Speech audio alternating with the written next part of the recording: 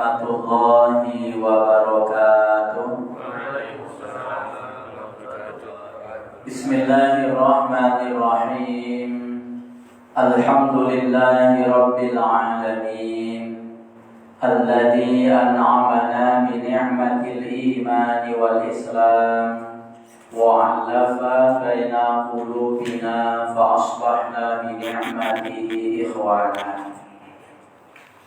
Ashhadu an la ilaha illallah wahdahu la syarika lah wa ashhadu anna Muhammadan 'abduhu wa rasuluh.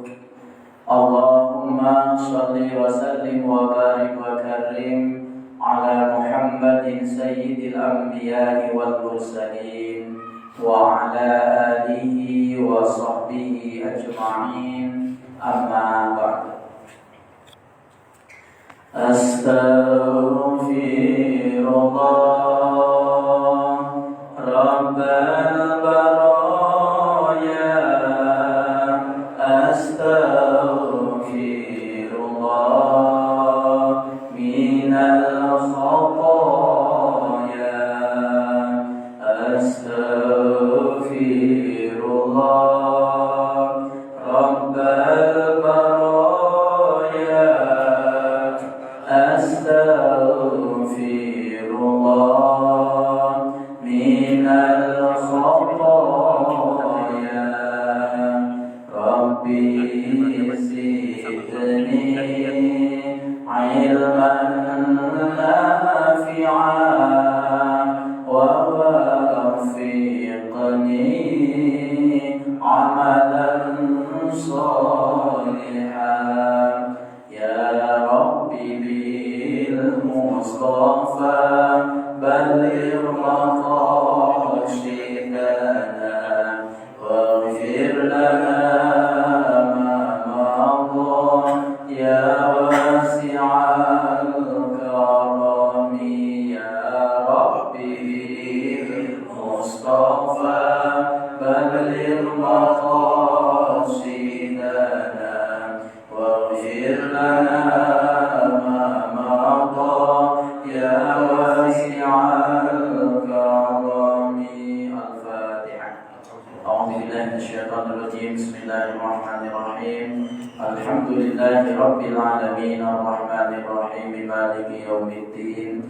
Iyyaka na'budu wa iyyaka nasta'in. Ihdinas siratal mustaqim. Siratal ladzina an'amta 'alaihim ghairil maghdubi 'alaihim waladdallin. Amin. Alhamdulillah, Bapak-bapak, Ibu-ibu jamaah Masjid Darussalam yang insyaallah dimuliakan Allah Subhanahu wa taala. Alhamdulillah, tidak selangkah pun kaki yang kita ayunkan untuk menuju masjid kecuali Allah akan memuliakan kita.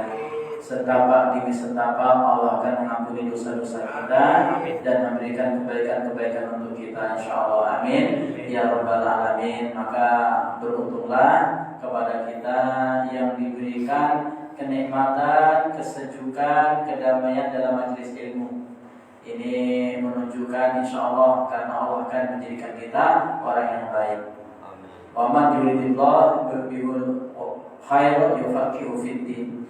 Barang siapa yang diinginkan oleh Allah untuk menjadi baik, maka dia akan diberikan pemahaman terhadap urusan agama. Ya. Jadi fokus orang itu kalau wong yang baik, dia fokusnya itu sebenarnya nomor satu agama. Ya. Orang-orang yang sukses, yang malang melintang, saya ketika membaca tulisan B.J. Habibie, ya, beliau sudah sangat sukses masalah dunia, masalah ilmu, ya, ketidaktamannya luar biasa. Setelah usia senja, ternyata bagi beliau yang paling menolong beliau, yang paling beliau senangi adalah ilmu agama.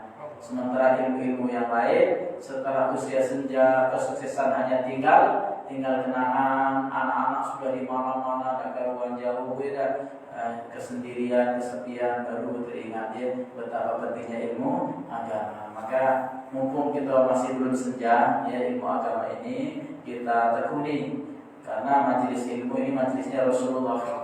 Man jalasa aliman faqad jalasani. Siapa yang duduk di majlis ta'lim bersama orang alim yang menyampaikan ilmunya, sungguh sama saja dia duduk di majlisku, majlisnya Rasulullah. Wa man jalasa fi dunya kana jalastu ma'i fil akhirah. Siapa saja yang di dunianya rajin duduk di majlisku, kata Rasulullah, nanti di akhirat dia akan saya dudukkan bersamaku. Nah, berarti kalau bersama Rasulullah di al-jannatul firdaus, surga yang tertinggi. Bapak Ibu dirahmati Allah, malam hari ini kita belum meneruskan masalah kajian kita tentang Asma Allah Al-Husna, ya. Namun ada selingan akan saya sampaikan terkait ini tahun baru dan beberapa pekan yang lalu mulai viral lagi persoalan-persoalan tentang bagaimana hukumnya mengucapkan selamat Natal, selamat tahun baru dan sebagainya. Kadang-kadang umat menjadi bingung. Kata ulama A boleh, kata ulama B tidak boleh. Yang benar, gitu ya. Ternyata setelah kita melihat alasan mereka masing-masing, dalil mereka masing-masing, mau baik dalil akli berupa Al-Quran maupun hadis, atau dalil akli berupa akal yang sehat, ini bisa kita maklumi. Sehingga kita berharap jangan ada lagi umat Islam saling menyalahkan, saling menghujat hanya karena berbeda pandangan. Artinya apa? Bagi yang mengucapkan selamat Natal, selamat tahun baru, jangan menganggap orang yang tidak mengucapkan katanya anti toleransi, intoleransi, atau kita yang tidak mau mengucapkan itu, ya, lalu mengecap orang yang mengucapkan itu sudah keluar dari Islam dan lain sebagainya. Akhirnya saling hujat-menghujat. Padahal agama ini diturunkan untuk kedamaian, ya, untuk ketentraman, supaya hidup kita lurus, ya, tidak saling bertengkar. Ya, bertengkar kok sama Muslim, ya, akidahnya sama, ibadahnya sama, ya, lalu bertengkar. Lalu yang bertepuk tangan orang yang fobia Islam. Saya dapat kiriman gambar ada seekor ular kobra berkelahi dengan ular piton, sama-sama besar. Dua-duanya mati. Ular kobra mati karena dicekik oleh ular piton. Tapi sebelumnya ular piton sudah digigit dulu oleh ular kobra dengan bisanya yang ganas, mati dua-duanya. Yang senang siapa? Anjing dan serigala berpesta makan daging mereka berdua. Sama-sama ulo, nah berkelahi, sama-sama mati, ya. Nah, makanya kita ini sebenarnya seperti itu. Karena apa? Dalam persoalan ini ada dua macam pendapat ulama, sama-sama ulama, ya. Yang pertama ulama dari Saudi. Ulama dari Saudi mengharamkan mengucapkan selamat Natal, selamat tahun baru. Kenapa? Karena mereka berpandangan ucapan ini arahnya ke akidah. Ya. Kalau arahnya ke akidah berarti bahaya. Sebab orang yang mengucapkan sesuatu itu berarti dia mengakui dari apa yang dia ucapkan tersebut. Ada orang jadi pengantin baru, lalu kita datangi rumahnya, kita salami, kita ucapkan selamat menempuh hidup baru ya. Mudah-mudahan Anda berdua bahagia, sakinah, mawaddah warahmah. Ucapan selamat seperti ini membuktikan bahwa kita setuju dengan pernikahan. Kita membenarkan adanya pernikahan dan kita sedang dulur kita menikah. Karena nikah menurut orang yang mengucapkan itu hal yang benar, bahkan berpahala. Ya, ada orang yang bangun rumah selesai, kita datangi rumahnya, kita salami, kita ucapkan selamat Anda telah selesai bangun rumah.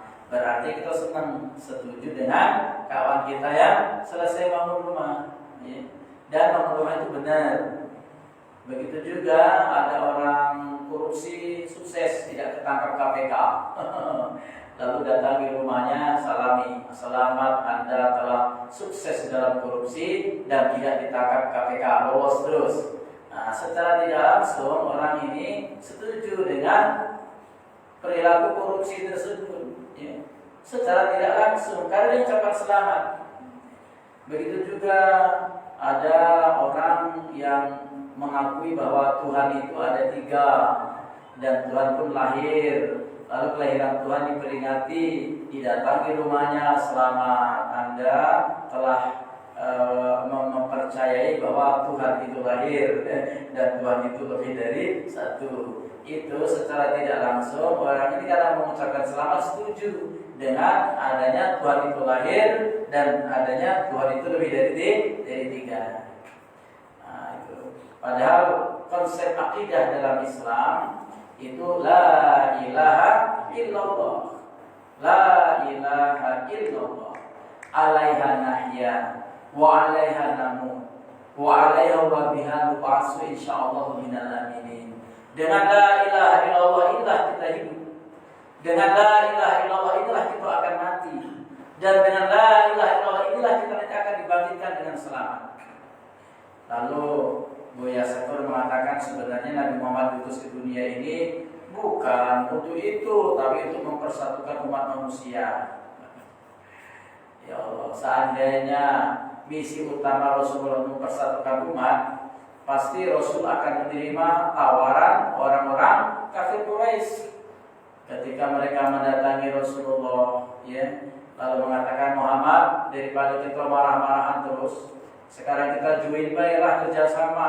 Apa dia maksudnya? Hari ini kami nyembah Tuhan kamu, nyembah Allah. Tapi besok kalian nyembah Tuhan kami, berhala, Lata, Uzza, Manat, Hubal. Kalau Rasul pengennya persatuan, ya sudah kita join baiklah. Yang penting kita tidak marah-marah, tidak musuh-musuhan. Tidak, kata Rasulullah, tidak seperti itu. Makanya itulah turun surah Al-Kafirun. Qul ya ayyuhal kafirun, Muhammad ngomong dengan kaum kafir yang mendatangi kamu. Ya ayyuhal kafirun, hai orang kafir, la a'budu ma ta'budun. Aku tidak akan menyembah Tuhan yang kamu sembah. Ya. Wala antum 'abiduna ma a'bud. Kalian juga tidak usah nyembah apa yang aku sembah. Kalian nyembah berhala sembahlah sana. Kami nyembah Allah, ya jangan belok-belok. Ya. Wala ana 'abidu ma 'abadtum. Aku tidak akan pernah menjadi penyembah apa yang kamu sembah. Lakum dinukum waliyadin. Bagimu agamamu, bagiku agamaku. Oh, seperti itu, iya. Ya. Karena Tuhan kita beda, ya. Tidak bisa join-joinan, ya. Seperti itu. Itulah makna konsep akidah kita dalam surah Al-Ikhlas jelas. Qul huwallahu ahad. Katakanlah bahwa Allah itu ahad. Ahad itu beda dengan wahid. Kalau ahad itu esa, kalau wahid satu. Satu masih ada kemungkinan dua. Kan itu kan ya. Saya punya istri satu. Benar? Iya benar. Satu di Palembang, satu di Bangka, satu di Jambi. Jadi berbilang 1, 2, 3. Tapi kalau esa itu bahasa Sanskerta, artinya tunggal. Yang namanya tunggal, ya siko itulah bahasa Palembangnya. Kamu anak berapa? Saya anak tunggal. Berarti tidak ketik lain anak bapak ini. Cuma tunggal. Siko itulah. Ya. Dan konsep Tuhan tunggal, Tuhan Esa di Indonesia ini, mohon maaf, yang sekarang ada nama agama yang diakui, Islam, Katolik, Kristen Protestan, Hindu, Buddha, Konghucu, cuma Islam. Makanya kata Jenderal Gatot Nurmantio, ya, sebenarnya Pancasila itu adalah kado terindah umat Islam untuk Indonesia. Pancasila itu produk kiai, produk ulama. Kalau kita telusuri mirip, ya, prinsipnya dengan Piagam Madinah. Di antaranya yang ikut merumuskan adalah Kiai Haji Wahid Hasyim. Beliau juga yang merumuskan Piagam Jakarta, ketuhanan yang Maha Esa dengan kewajiban menjalankan syariat Islam bagi pemurus-pemurusnya. Lalu dalam musyawarah bersama, para ulama harus legowo melepaskan kata-kata syariat Islam, hanya ketuhanan yang Maha Esa. Kapan diurut? Cuma di Islam itulah yang Esa. Jujur Pak, jujur ya. Di Kristen Trinitas 3. Supaya menjadi Esa 3 in 1. Nah, 3 dalam 1. Nah, itu dipaksa coba ya. Di Hindu banyak. Paling tidak 3 Dharma, Trimurti, Trimurti itu 3 dewa, Brahma, Wisnu, Siwa. Brahma yang mencipta, katanya Surya cipta, Wisnu yang memelihara, kaget Siwa yang menghancurkan. Surya itu apapun bisa dijadikan Tuhan untuk disembah apabila bermanfaat. Ya, pohon bisa disembah, ya. Padi saja disembah. Ada Dewi namanya Dewi Padi, Dewi Sri, gitu ya. Seperti itu. Di Buddha sama saja, kok muncul apalagi Majolas, ya. Karena itu peradaban budaya yang dijadikan agama cuma Islam. Jadi sesungguhnya ucapan selamat kepada sesuatu itu mengandung arti dia setuju, sepakat dan senang. Ketika ada Tuhan dikatakan lahir, dia datang di rumahnya, selamat Tuhan ada lahir ya, itu disetujui. Maka ulama-ulama Saudi tidak sepakat dengan hal seperti ini, tidak sepakat, ya. Tetapi beda dengan ulama Mesir. Grand Sheikh Al-Azhar itu berfatwa beda. Kalau ulama Saudi mengharamkan, karena ini ucapan lahirnya ke akidah. Akidah itu tidak bisa digabungkan. Akidah tidak bisa campur aduk, ya. Yang menjadi sinkretisme nanti akhirnya mencampur adukan akidah kepercayaan. Ya. Kalau budaya silakan. Adanya akulturasi budaya, percampuran antar budaya, agama jangan diakulturasi, ya. Nanti menjadi macam-macam agama baru. Ya.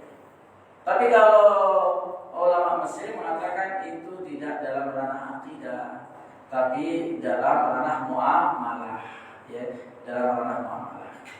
Ranah muamalah itu apa? Hanya sekedar hubungan antar sesama manusia.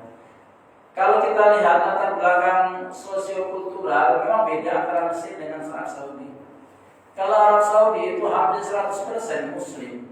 Jadi ulama berfatwa haram mengucapkan selamat Natal, selamat tahun baru Masehi, tidak ada beban. Tapi kalau di Mesir itu bapak-bapak ibu-ibu ya, sebelum Nabi Muhammad lahir pun itu dari Afrika dari timur sampai ke barat itu menjadi kekuasaan Nasrani Kristen. Ya. Kemudian setelah Islam berkembang, Afrika Utara diislamkan, Afrika Selatan mas, bagian selatan itu. Makanya ketika Nabi belum lahir pun kita kenal ada Raja Negus Najasyi dari Habasah, Ethiopia. Itu Afrika, itu kerajaan Kristen itu. Sehingga menguasai Yaman. Maka gubernur Yaman itulah Abraha yang menghancurkan Ka'bah menjelang Rasulullah lahir. Memang sudah dikuasai Kristen di situ. Kristen Gipti, ya. Itu banyak di Mesir itu. Makanya kalau mengharamkan ucapan Natal agak beresiko. Akhirnya ulama kesana memutuskan sudah kita larinya ke ranah muamalah saja. Kalau persoalan muamalah dengan siapapun boleh, ya. Seperti umpamanya ada dulu kawan kita Kristen wisuda, ya, wisuda jadi sarjana S2, master, ya. Kita salami selamat ya, Anda lulus S2. Itu boleh, itu ranah muamalah. Ya. Mereka menikah, kita cuma selamat boleh. Mereka berdagang lalu sukses, kita ucapkan selamat boleh. Nah, ucapan selamat Natal dan tahun baru Masehi ini dianggap ke ranah muamalah. Ya. Bapak Ibu yang dirahmati Allah, kita sudah tahu bahwa Islam itu kan ajarannya ada 3 aspek, ya.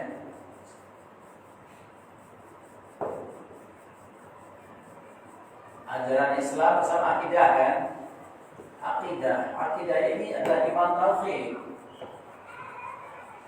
Iman tauhid. Ini tidak bisa digabung-gugat, ini harus murni. Jangan dicampur aduk dengan keyakinan-keyakinan lain. Makanya kalau ucapan selamat tadi saya ceritakan tadinya ke akidah haram hukumnya. Ya. Karena Pak mempercayai kebenaran akidah agama lain yang jelas-jelas berbeda dengan Islam. Gitu.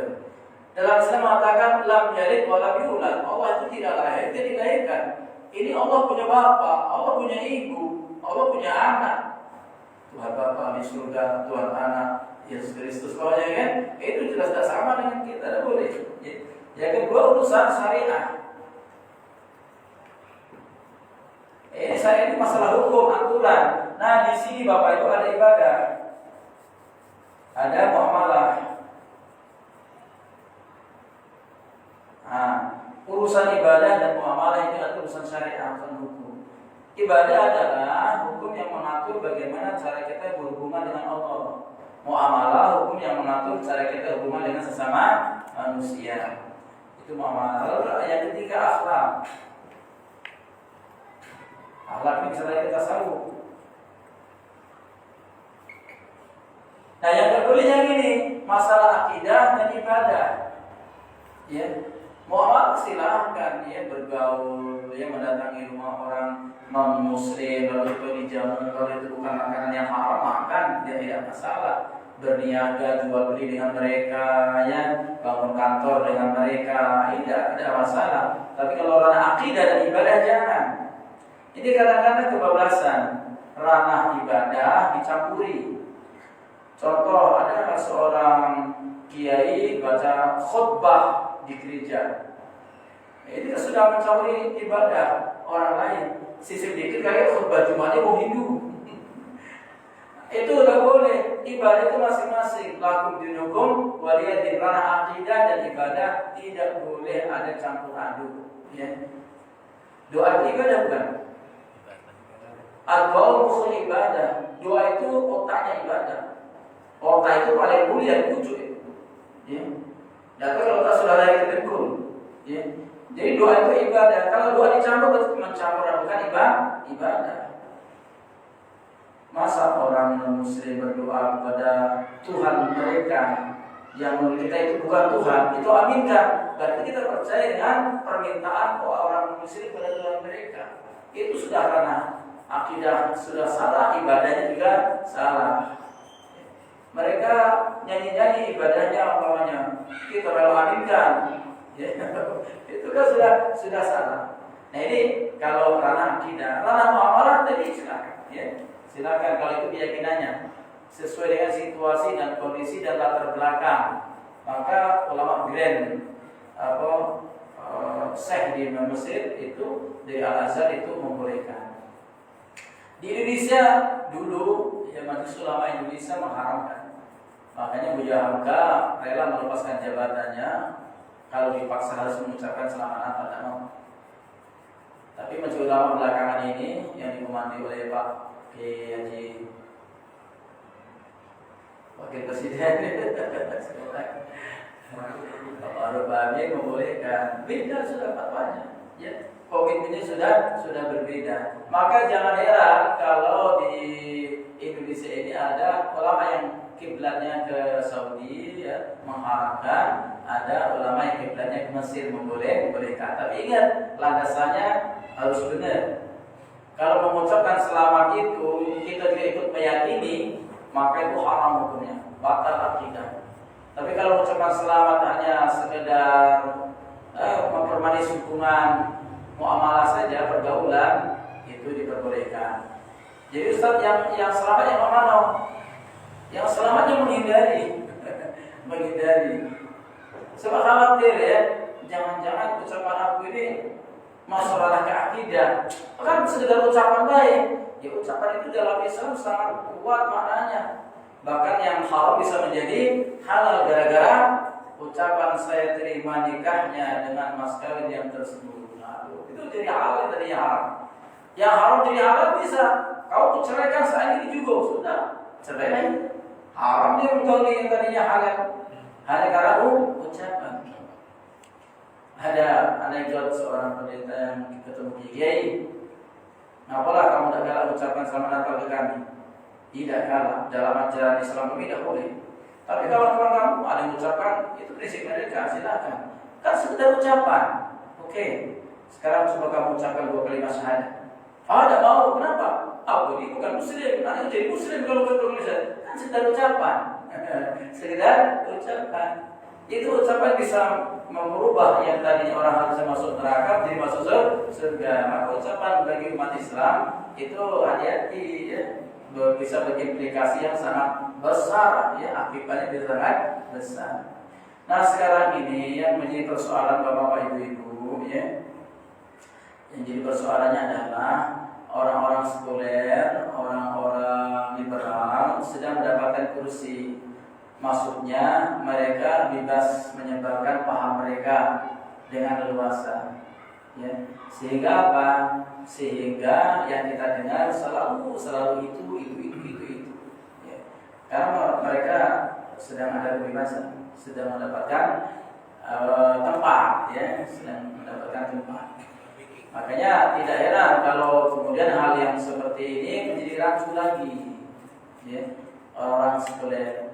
Ya, karena apa? Mereka mengatakan ini yang payah ini, semua agama sama, semua agama benar, tidak ada satu agama yang lebih hebat dari agama yang lain. Itu kan prinsip mereka. Padahal prinsip kita, lihat di dalam surah Ali Imran ayat 19 ini sudah dengan tegas. Ini mereka tidak mau terima ayat ini.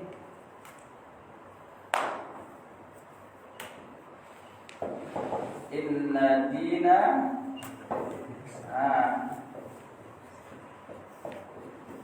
indallahil Islam. Ini tegas awalnya. Inna dina, sesungguhnya, inna ada taukid, sungguh, ya, menegaskan. Ad-din itu agama, inda itu milik, punya. Hadzal qalam indi, berarti ini milikku. Inda Allah, milik Allah. Artinya sesungguhnya agama milik Allah, agama kepunyaan Allah, al-Islam hanya agama Islam. Jadi kalau kita bertuhankan Allah, lalu kita mengakui kebenaran agama lain yang Tuhannya bukan Allah, lucu. Ya. Sesungguhnya istri saya namanya Siti, berarti halal bagi saya cuma Siti. Lalu saya menganggap istri tetangga yang namanya Maimunah boleh itu saya gauli, nggak bisa. Ya. Kita ini orang beragama banyak aturan. Inna dina, sesuai agama indallahi, milik Allah, itu mengandung arti yang diterima oleh Allah hanya Islam. Dalam Ali Imran ayat 85 lebih tegas lagi. Wa may yabtaghi khairal islami dina falan yuqbala minhu wa huwa fil akhirati minal khasirin. Barang siapa yang mencari, yang memeluk agama selain Islam, falan yuqbala minhu, pakai lam di situ. Falan yuqbala minhu. Itu bukan fala yuqbala, bukan falan yuqbala, pakai lam, ya, menunjukkan tidak akan pernah diterima. Artinya siapapun yang beragama selain Islam tidak akan pernah diterima oleh Allah dunia akhirat, ya. Tidak akan diterima. Wa huwa fil akhirati minal khasirin, dan kelak dia, ya, orang yang beragama selain Islam itu fil akhirah, di akhirat minal khasirin, termasuk orang-orang yang rugi. Itu ayat sudah jelas dan tegas. Oleh karena itu, apalagi yang akan kita ragukan?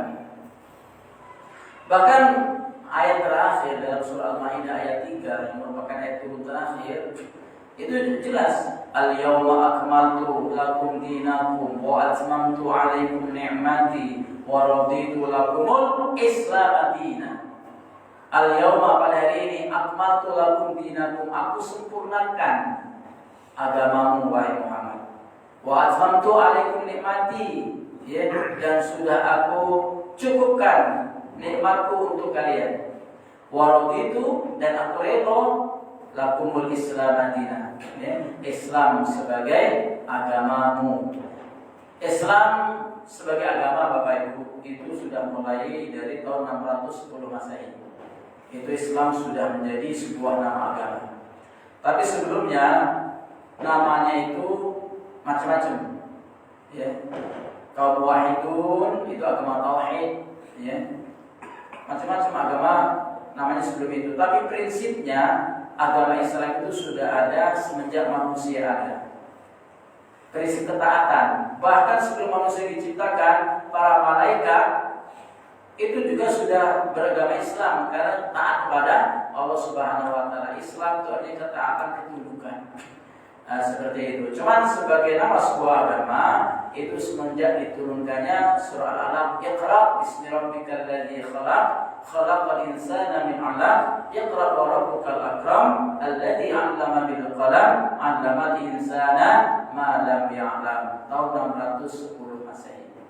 itu sudah dicanangkan Islam sebagai agama. Karena itu sekitar 23 tahun kemudian setelah sempurna turun semuanya, waraditu lakumul Islam madina, kata Allah, aku ridho Islam sebagai agama. Nah, Bapak-Ibu dirahmati Allah Subhanahu wa taala, memang orang-orang liberal, ya, orang-orang yang memang punya pemahaman kebebasan itu sebebas-bebasnya. Ya. Nah, sekarang ini permasalahan yang timbul di negeri kita ini ada ekstrim, ya, ekstrim kanan, ekstrim kiri dalam berislam. Orang bilang ekstrim kanan itu adalah kaum puritanisme. Kaum puritanisme itu yang dianggap radikal, yang dianggap fundamental, ya, itu kaum puritan. Padahal puritan itu dalam bahasanya revivalisme Islam. Orang yang ingin ingin memurnikan ajaran Islam.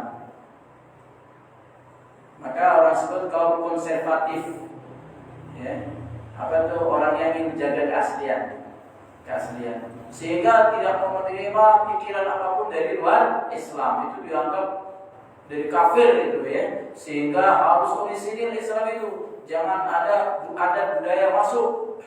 Padahal Islam itu berkembang pada masyarakat yang sudah punya adat, yang sudah punya budaya. Maka ulama mengatakan al-urf, adat dan budaya yang tidak bertentangan dengan prinsip Islam boleh dipakai. Bahkan kalau kita belajar fikih, itu banyak al-urf itu, ya. Banyak adat budaya yang masuk ke dalam ajaran fikih. Itu menggelar ijtihad para ulama. Ada lagi orang yang ekstrimnya itu ekstrim kiri, serba boleh. Itulah liberal.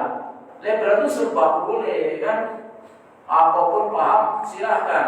Bahkan mereka berpendapat kalau umat Islam ini mau maju, ya sudah ikut Barat saja pola pikirnya. Karena sekarang Barat sedang maju. Itulah sebenarnya kaum modernis, ya, yang kemudian tahun 2001 itu di Indonesia muncul JIL, Jaringan Islam Liberal.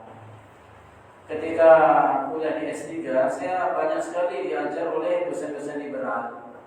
Ya, salah satu dosen itu dari Jogja. Memang beliau kuliahnya itu di Turki. Waktu itu Turki masih sangat liberal. Sekarang sudah alhamdulillah semenjak Erdogan jadi presiden itu sudah mulai Islami. Kalau dulu liberal sekali. Cewek-cewek Indonesia yang pakai jilbab dicaci maki di perkuliahan di Turki itu.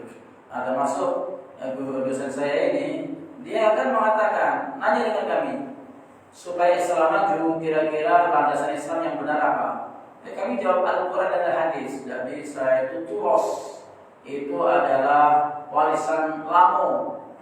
Makanya tidak heran kalau ada seorang kiai yang mengatakan Quran dan Hadis tidak relevan lagi bagi dunia sekarang. Kabarnya yang baru terpilih menjadi ketua PBNU itu termasuk berpendapat seperti itu. Ya. Nah ini banyak. Jadi katanya nggak bisa maju kalau itu landasannya harus akal. Akal itu bebas. Ya. Nah, ini sudah akal landasannya katanya. Padahal menurut analisa kami, saya bantah terus akal itu untuk menjabarkan, untuk menafsirkan Al-Quran dan Hadis. Baru nanti lahirlah peradaban. Katanya tidak harus akal yang paling mendasar. Lalu siapa yang menjadi tauladan kita? Kami katakan Rasulullah tauladan kita. Tidak bisa. Katanya kita ini S3, Rasul S1 lagi tidak sekolah. Mau nak jadikan sebagai tauladan. Nah, ini. Jadi ketika dibantah akhirnya dia mengatakan Anda ini seperti lalat di dalam botol. Nah, terkungkung pikirannya kan. Harusnya keluar dari botol. Beri bebas bisa terbang kemana-mana. Jadi mengatakan kita yang komitmen itu seperti alat itu di dalam botol, itu pemikiran terkungkung dengan syariat. Ini tidak boleh. Memang itulah beragama. Dan yang menjadi lahan untuk liberalisasi Islam itu ada di perguruan tinggi, di kampus-kampus. Ya. Makanya laris kalau di kampus. Yang saya heran, yang dari pondok melok mulu pemikiran seperti itu, yang dari Timur Tengah gelar LC lah melok mulu pemikiran seperti itu tidak sedikit sukses program mereka untuk meliberalkan umat Islam di Indonesia. Ya. Bahkan kalangan pondok sekarang sudah banyak juga ikut-ikutan Ini berat ya, karena godaan untuk memegang Islam itu seperti memegang bara api, panas. Dilepaskan, itu lepas niat ya.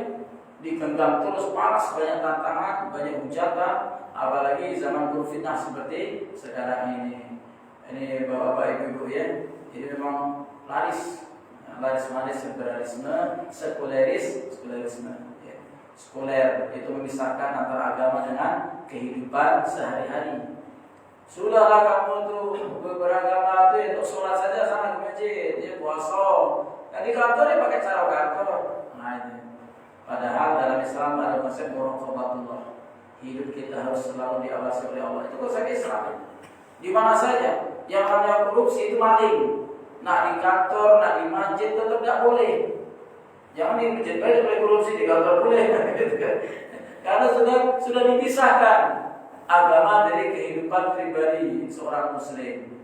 Ini sebenarnya ada semacam skandal besar ya, grand skandal kira-kira ya. Dunia ingin meliberalkan umat Islam keseluruhan. Sepertinya Saudi itu sudah terseret-seret ke situ. Maka orang tidak banyak berharap lagi dengan Saudi kalau seperti ini ya. Maka siapa yang akan diharap? Kapan komitmen dengan Islam? Wah, ini fundamentalis ini ya, ini radikalis ini, cap-cap seperti itu ya. Konservatif ya, dianggap miring ya. Padahal itulah yang akan menyelamatkan Islam ya. Model Al-Quran saja penafsirannya sudah dibikin macam-macam ya. Tidak lagi memakai pakem penafsiran ulama dulu. Sebab kalau hanya pakem orang ulama dulu tidak berkembang katanya. Apalagi perguruan tinggi, ilmu itu berkembang, harus ada yang baru, harus muncul yang baru melalui penelitian, observasi. Akidah pun dibikin yang baru akhirnya kan, macam-macam. Nah ini Bapak Ibu dan mati Allah, obrolan kita ya. Ada nak dialog tak kira-kira? Ini masih ada waktu dikit ini. Ada dikit. Ya silakan. Untuk kategorian Selamat Natal sebagai aspek muamalah tadi itu. Iya. Natal itu artinya lahir. Iya. Jadi kita bisa mengucapkan Selamat Natal artinya selamat atas kelahiran Yesus sebagai anak Tuhan, gitu kan? Iya. Nah, terus oleh set yang dari Mesir tadi kategorinya muamalah pastinya apa gitu? Iya. Menurut kita yang beranggapan itu akidah, Ya. Jadi kata kawan-kawannya dari Mesir, ada beberapa saja seperti itu, seknya itu. Seknya sedikit yang punya pada seperti itu. Sedangkan yang menentang, yang mengatakan aspek akidah lebih banyak daripada yang mengatakan aspek muamalah. Kalau di Indonesia kira-kira kayak Buya Syakur lah, orangnya sekuler, liberal gitu kan, punya pendapat ini muamalah. Nah, punya pengikutnya sedikit gitu. Sementara yang punya pengikut banyak, seperti katakanlah di Indonesia seperti siapa ya, Somad gitu ya. Terus Ali Mustafa Yaakob, iya, itu lebih banyak. Katakanlah pendapatnya adalah itu bagian atau aspeknya aspek akidah, jadi diharamkannya. Sama dengan yang dari tadi. Jadi kayak memang diangkat-angkat yang dari Mesir itu dari aspek muamalahnya itu, sehingga dikatakan Mesir itu banyak yang punya pendapat bahwasanya Natalan boleh, padahal yang paling banyak itu mengatakan tidak boleh gitu. Asal-asal itu. Jadi sedikit kalau diangkat, orang suka mengeneralisasi. Makanya tadi, kalau kita katakan Grand Sermon Al-Azhar mengatakan boleh, ya, itu kalau itu rektornya, walaupun bukan rektor, ya, bukan sekedar rektor ya, tapi juga ulama yang menjadi panutan. Itulah yang disorot, yang tertinggi. Walaupun di bawah-bawah banyak yang tidak. Banyak kita di Indonesia ya, yang diangkat sekarang yang liberal, yang sekuler. Ketika orang luar, orang Malaysia namanya membaca, Indonesia begini pendapatnya, ya, itu begini. Padahal yang tidak liberal lebih banyak lagi. Sekarang kemarin kan jaya liberal itu di pokoknya diangkat-angkat, tapi dia tidak laku kan. tidak laku. Sampai mereka membuat rumah ibadah di Bandung itu, namanya rumah ibadah, belum boleh dipakai oleh setiap agama. Saya dapat cerita seperti itu. Orang Islam kalau naik Jumatan silakan di situ. Nanti orang Kristen mau kebaktian silakan dari minggunya seperti itu. Dan macam damai. Nah, ketika yang sedikit itu diangkat, ya, apalagi kalau itu menjadi paham negara, ya, itu akibatnya mengeneralisir seakan-akan semuanya. Contoh, Wahabi, bukan semua orang Saudi Arabia itu Wahabi. Ya, tidak, ya. Cuma kebetulan paham Wahabi ini dipakai oleh paham negara, ya, paham kerajaan, sehingga seakan-akan habis semuanya. Banyak ulama-ulama kita yang Sunni, ya, Ahlussunnah wal Jamaah yang ada di sana. Bahkan Syekh Abdul Somad Al-Palembani, ya, itu rekod, ya, rekod. Kalau Wahabi kan tidak mau rekod seperti itu. Sama dulu di zaman Daulah Bani Abbasiyah, ya, kenapa yang lebih populer itu aliran Mu'tazilah. Aliran Mu'tazilah itu kalau sekarang liberal lah kira-kira seperti itu. Boleh berpikir bebas, nabrak masalah, tidak ada masalah. Boleh dikaji. Dan itu menjadi paham negara. Sehingga paham-paham yang tidak sama itu harus minggir. Ulama ada umur dibantai. Seperti itu. Baik pembantaian fisik maupun pembantaian secara ide. Dan banyak ulama yang kemudian dipenjara karena tidak mendukung paham pemerintah, kerajaan, seperti itu. Saya sangat setuju, ya, di Mesir itu tidak semuanya liberal, ya. Cuma saya juga heran, punya kawan-kawan yang alumni Mesir, maklum, ya, saya itu pikiran LC, ya, kok saya itu, ya, mungkin karena milih salah satu, ya, salah satu. Almarhum mantan presiden kita yang dulu pernah di Mesir, itu kabarnya malah bergabung ke organisasi komunis, itu, ya. Pernah seperti itu kabarnya, Allah pakai tidak atau tidak, ya. Ternyata di sana bebas. Jadi ternyata setelah saya tanya-tanya, yang bergerak itu gelar dari Mesir, ya, itu tidak semuanya ahli agama. Bahkan saya punya kawan tuh kuliah di sana itu bukan mempelajari Al-Quran, tapi filsafat, filsafat yang mereka pelajari. Maka ya, apa saja yang di kita lah kira-kira seperti itu. Nah, cuma yang diangkat tadi, yang sekuler. Di Saudi banyak juga yang sekuler. Ya. Bahkan keluarga istana sekarang sudah mulai karena virus sekuler itu. Bahkan mereka sudah mulai untuk administrasi negara itu tidak lagi memakai kalender Hijriah, tapi memakai kalender Masehi. Karena menguntungkan bagi negara, gajinya lebih lambat. Setahun kacanya 10 hari, sejar kan? Bagai 10 hari yang bergaji. Kalau sehari 100 itu 10 hari sudah 1 juta gitu, ya. Itu untuk negara. Akhirnya kabarnya begitu, ya. Sudah merambah kemana-mana. Cuman yang dibutuhkan, ya, itu yang seperti tadi, sehingga seakan-akan ada kota-kotaan. Di Indonesia juga seperti itu. Ya bayangkan, majelis ulama saja itu berbeda dari yang dulu dengan yang sekarang. Karena ada diwarnai oleh penguasa. Biasa seperti itu. Habis sudah fotonya, ya? Habis. Jadilah ya, kelemahan ngobrol lagi. Salah puluh, kalau sudah nyerempet ke arah situ gak ngeri-ngeri sekarang, agak ngeri-ngeri sedikit, nah cepat itu tubuh. Baik Bapak Ibu dari Allah Subhanahu Wa Taala, karena saya merasa penting menjelaskan hal ini. Prinsip bagi kita adalah kita jalin persatuan sesama umat Islam, ya walaupun sedikit berbeda masalah pemahaman. A'udzubillahi minasyaitonirrajim. Bismillahirrahmanirrahim. Allahumma shalli wa sallim ala Muhammad wa ala alihi wa sahbihi ajma'in. Alhamdulillahi rabbil alamin.